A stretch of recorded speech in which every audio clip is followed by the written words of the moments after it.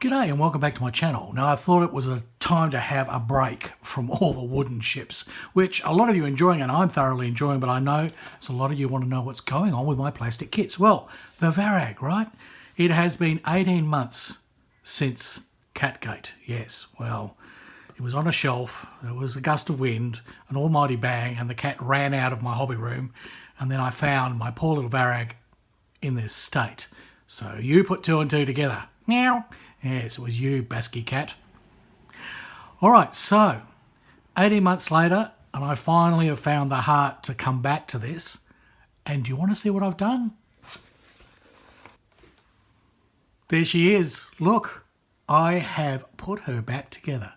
Yes, I managed to get some new davits off Bernard. He wasn't using them on his kit, so I managed to steal the davits off his kit.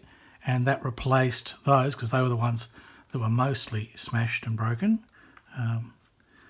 Boats here, I've got the boats on liquid tape, but they do stand to still.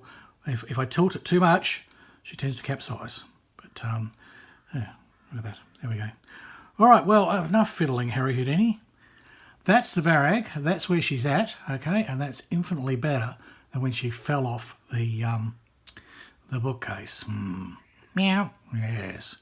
All right. So, would you like to see the build up to this point to refresh your memory, and then I can discuss and show you what I'm going to do with this kit?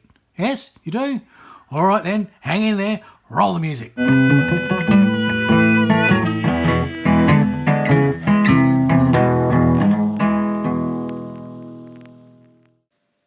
It was way back in December of 2017 when I actually started on this kit. Basket bought it for me a few months before on my birthday, but then I didn't have time until the holidays. Now, the kit's plastic was very, very good. Quite a surprise for Zvezda. There are only a few little sinkholes in the hull that I needed to fill. Tiny bit of flash, nothing to really worry about, but generally everything went together really well. The decks just clicked straight in. It was a perfect fit straight out of the box. And that's what I did with those sinkholes. A little bit of filling, bit of sanding, they came up fine. I did add a little bit of plastic here at the stern to support the rear deck, and that fitted a lot better once I put it in, but would need clamping later. Then I put the wood veneer on.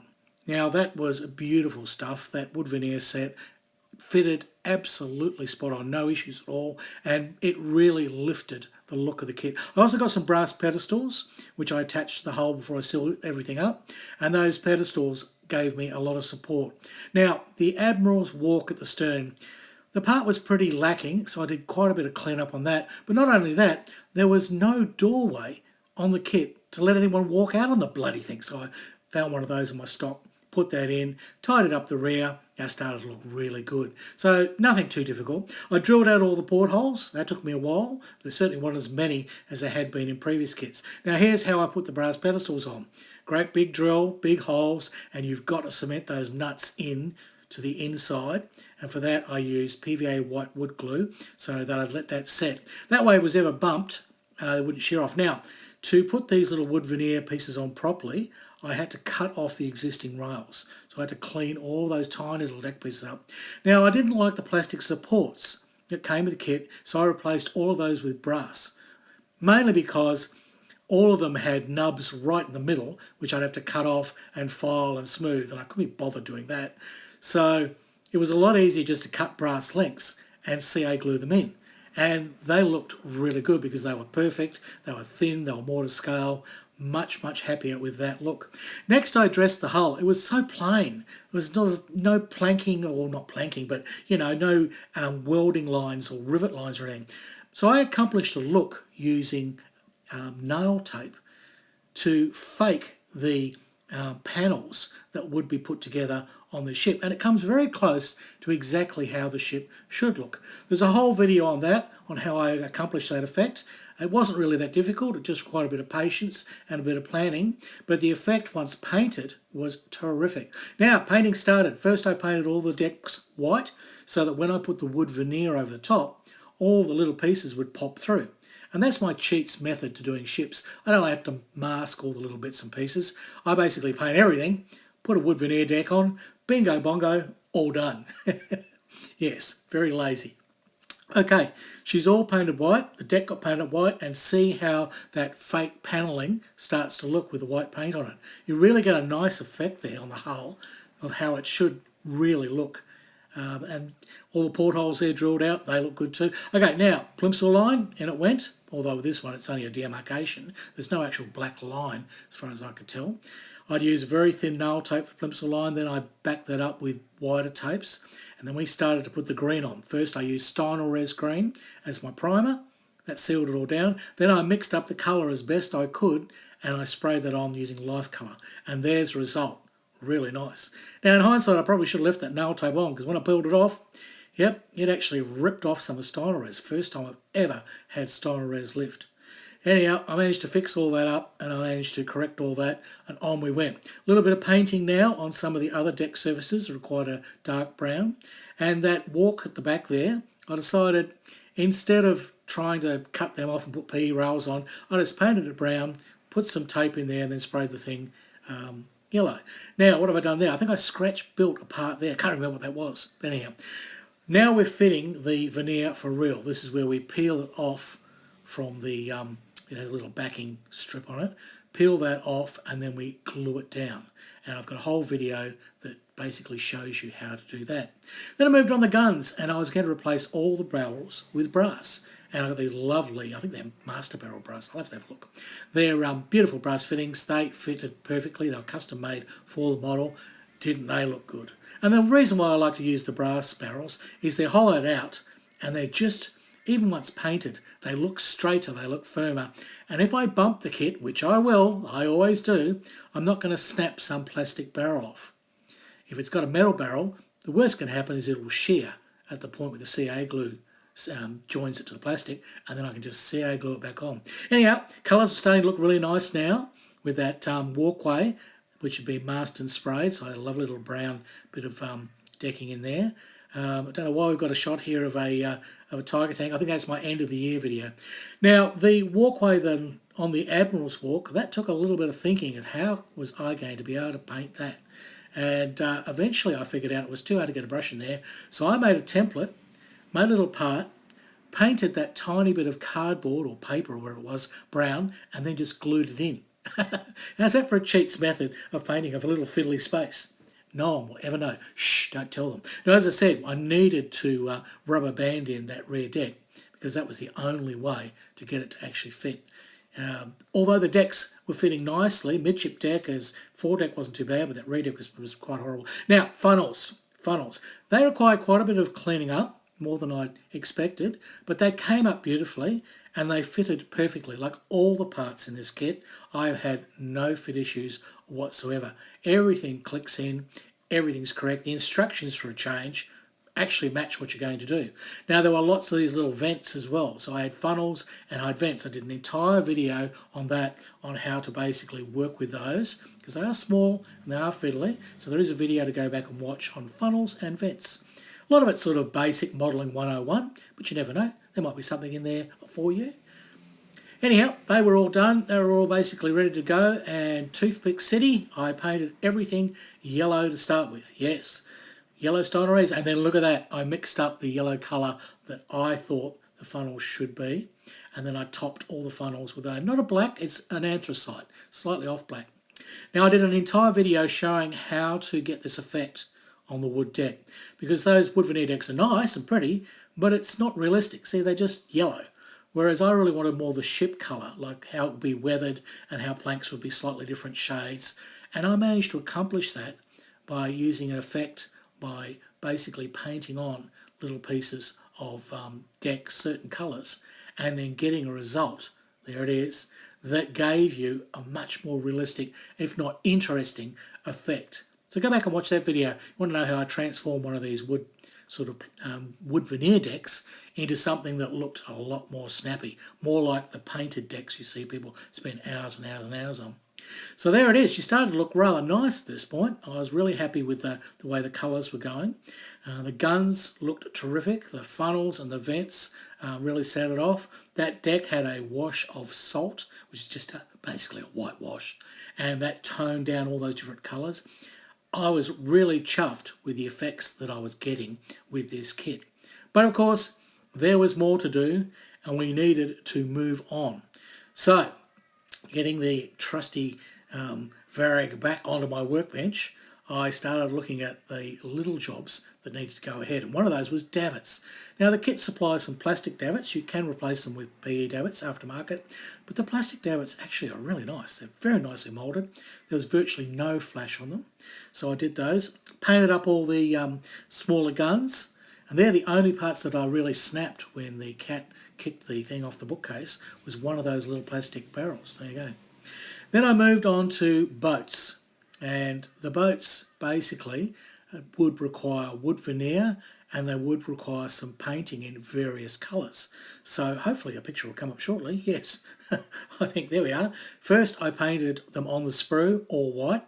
Then I started putting on some brown and then some of my wood effects. Now I've shown that in previous videos. I've shown how to do that on the bounty videos, how to get that wood effect. So it isn't just one colour, it's a variety of colours and they're all blended and that really looks like natural wood, at least I think so. So in they went. They actually had wood veneer down inside and then my wood effects to the top and then a little bit of yellow trim and black lines, and there you go. They, I was really proud of those. They were models in themselves, and I think I spent over a month just working on those little boats. But it was worth it. I think they really set the kit off. Next were some more metal barrels, and these ones went on the side of the hull, and they were some of the armament there, large calibre and small calibre. Just required a tiny little hole to be drilled with a pin vise, because each barrel had a pin on the end of which basically mounted it. And didn't they look good? Again, they just made the Varyag so much better. I put the funnels in, used a trick using a couple of paintbrushes taped together to make sure they aligned, and I moved on to doing some of the photo etch and brass. Now I had bought these brass masks. Basically, the plastic ones I thought I'm going to break them, and they didn't look, well, they're just not to scale, and plastic always looks soft and bendy. These brass masks and yards look the part. They always, you know, the metal parts always look solid and stiff, and they are, and they just improve the model. I showed away in a video of how to tie those yards to the mast, so go back and look at that to see how I worked out the method to do that, so it had a much more realistic way of attaching. Some people solder them on, you could do that, but I wanted to stay with it as a real ship. So that was the effect I wanted. That's the effect I got. Primed all those with Tamiya so that it's lacquer because it's multimedia. Then I went over with my life colours and I used a dark grey to paint the accents and details. There it is, dry fitted before I'd actually painted it. Next I moved on to the railings. Now I actually got some brass rails with the wood veneer kit. So I thought, okay, well, I'll use those. But they weren't measured to length. You had to figure it out for yourself. So I did an entire video, which you can go back and look at, and that was making up cardboard templates and then creating your brass railings from those templates. And that was a very simple solution to basically do your railings. So go back and watch that. So we were pretty well getting near the end of it, and everything was looking good until, of course, you know, catgate, as I said, and I put all the last of the parts together, and there she was, and I thought, this is good, and put it on the shelf, and oh dear. Anyhow, she's fixed now. So there she is, the Varyag, and she's certainly looking a lot nicer. I mean, the repairs have improved a few things. I've still got some touching up to do. There's a little bit of paint work, and I'm going to, in the next video, do the weathering. So that'll be fun. I don't want to take it too far, but I feel a little bit of weathering. You know, you really should have some little marks out of the porthole. Pretty well the weathering that I did on the grass spade. If you've ever seen that video and see the subtle weathering I did to that hole. And of course, I want to tone down the funnels a bit. They're beautiful in that bright yellow. But as so many people have pointed out to me, that's a little bit too bright there, Harry Houdini. Yes, well, it's good for target practice. And we know this thing got hit very hard by the Japanese Navy. Yes, although I think it was painted grey at the time, but never mind. Yes, you see my point. And of course, then there's going to be the rigging, so and the rails, yes, and rat lines too. Oh gosh, there's so much to do. Yes, I've got some PE rat lines, which came in an upgrade kit I bought for it, which I thought I was going to use to fix the davits, but then Bernard gave me his plastic davits, and that was a lot easier to do because I only had to replace. There are about 6 of them broken, so I just replaced those, and I only had one snap barrel, as you saw in the photos. One little snap barrel. I mean, you can hardly see it. I don't even know where it is now. There you go. Even I can't find it. It's just a tiny little one. I think it's around the other side. Is it over here? Yep, there it is. Right there. See?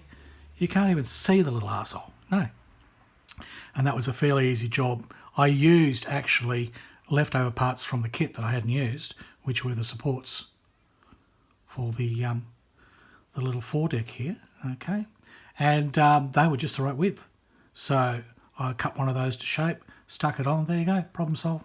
So that's yet to be painted, and as I said, I'm yet to do any weathering, and then we'll get some PE on it, because I'll put the PE on second, because if you do the weathering, especially as I'll probably use some enamel and some acrylic, the enamel paints and the thinners often dissolve plastic joints. So if you've put PE railing on very carefully and it's just, you know, touch welded in place with a little bit of CA, and then you go in and do your enamel wash, bing! Oh, your PE railing tries to bloody jump ship. Yeah, you don't want that. You don't want that. So we'll do that. We'll do the PE rails, we'll do the rat lines, which are PE as well. We'll do the rigging, and we shall do the weathering. Oh, that shouldn't take long. Another 18 months, it'll be done. Well, there you go. I hope you enjoyed this short video just to get away from wood for a while. And I'm also going to put out 2 more videos in the next week. One for, hold your breath, the armour guys. Yes, did you armour guys make it to the end of this video? Let me know in the comments if you're an armour guy and you say, yes, Harry, I sat in there. It was ships. It didn't have a barrel. It didn't have track. Well, it does have barrels, for frick's sake, yeah. It didn't have track links. It didn't have a turret. Well, no, it doesn't have any turrets. It didn't have track links. It didn't have a turret, but I still watched your video, mate. Well, guess what? I have got an armour build for you. Surprise, surprise. And aircraft guys, I haven't forgotten you. There's a few of mine still in the stash to be finished, but I have something very exciting to show you. So everybody is going to get a bite of the cake. I have not forgotten any of you. And then we'll be getting back to wood. Everyone wins. There you go. All right, well, that's it. Like, comment, subscribe, just be nice about it. And I will see you in the next video. So it's goodbye from Australia, and it's hooroo from Harry Houdini.